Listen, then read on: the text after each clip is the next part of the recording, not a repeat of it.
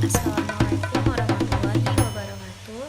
Perkenalkan, nama saya Etika Yulia. Saya dari jurusan MPI kelas 4F. NIM saya 120103239985. Di sini saya akan memenuhi tugas ujian akhir semester dari dosen pembimbing yaitu Ibu Erlani Pertiwi, SPD MPD, yang bermata kuliahkan komunikasi organisasi.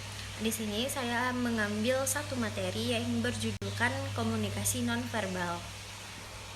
Baiklah, di sini saya akan menjelaskan tentang komunikasi organisasi nonverbal.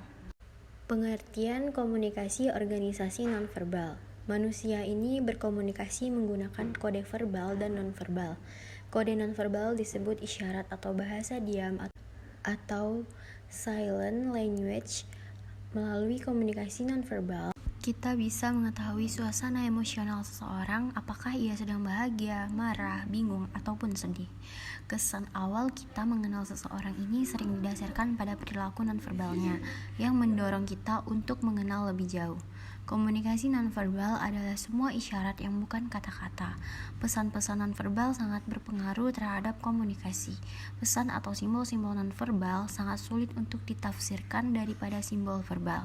Bahasa verbal sealur dengan bahasa nonverbal. Contoh, ketika kita mengatakan ya, pasti kepala kita mengangguk.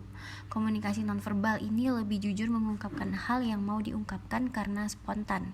Komunikasi nonverbal jauh lebih banyak dipakai daripada komunikasi verbal. Komunikasi nonverbal ini bersifat tetap dan selalu ada.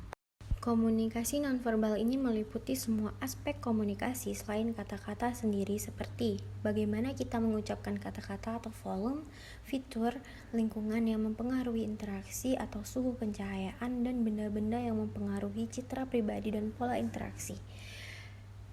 Berikut adalah beberapa fungsi dari komunikasi nonverbal, di antaranya yang pertama, untuk menekankan, dua, untuk melengkapi, yang ketiga, untuk menunjukkan kontradiksi, yang keempat, untuk mengatur, yang kelima, untuk mengulangi, yang keenam, untuk mengatur pesan verbal.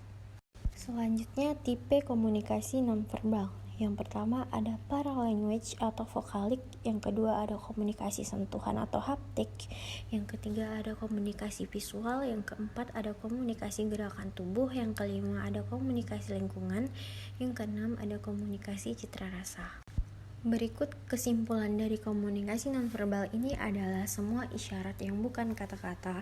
Pesan-pesan nonverbal sangat berpengaruh terhadap komunikasi. Pesan atau simbol-simbol nonverbal sangat sulit untuk ditafsirkan daripada simbol verbal. Bahasa verbal sealur dengan bahasa nonverbal. Komunikasi organisasi nonverbal ini memiliki beberapa fungsi, yaitu untuk menekankan, untuk melengkapi, untuk menunjukkan kontradiksi, untuk mengatur, untuk mengulang, dan untuk menggantikan pesan verbal. Sedangkan tipe komunikasi nonverbal yaitu paralanguage, komunikasi sentuhan haptik, komunikasi visual, komunikasi gerakan tubuh, komunikasi lingkungan, komunikasi citra rasa.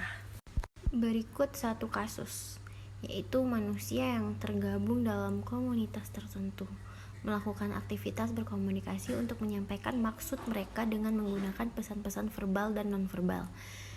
Rangsangan bicara yang disadari oleh manusia dalam sesuatu komunitas yang termasuk ke dalam kategori pesan verbal dan nonverbal dilakukan secara sadar untuk berkomunikasi antar mereka. Komunitas mahasiswa yang beranggotakan 3 mahasiswa dari jurusan sastra Inggris ini lebih memilih menggunakan komunikasi verbal dan nonverbal ala Ebonics.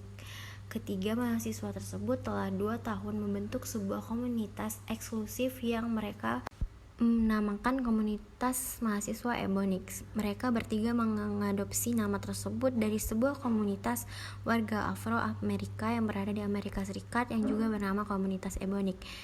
Ini menggunakan pola bahasa Inggris yang jauh dari standar baku. Ketiga mahasiswa yang tergabung dalam komunitas mahasiswa Ebonics ini selalu berkomunikasi dengan menggunakan lambang verbal dan nonverbal milik warga Afro-Amerika. Pengguna komunikasi verbal dan nonverbal Ebonics ini mereka menggunakan hanya ketika sedang berada di dalam proses berkomunikasi antar anggota di dalam komunitasnya. Baiklah, mungkin itu saja yang dapat saya jelaskan dan saya sampaikan. Lebih dan kurang saya mohon maaf. Wabillahi taufiq wal hidayah. Wassalamualaikum warahmatullahi wabarakatuh.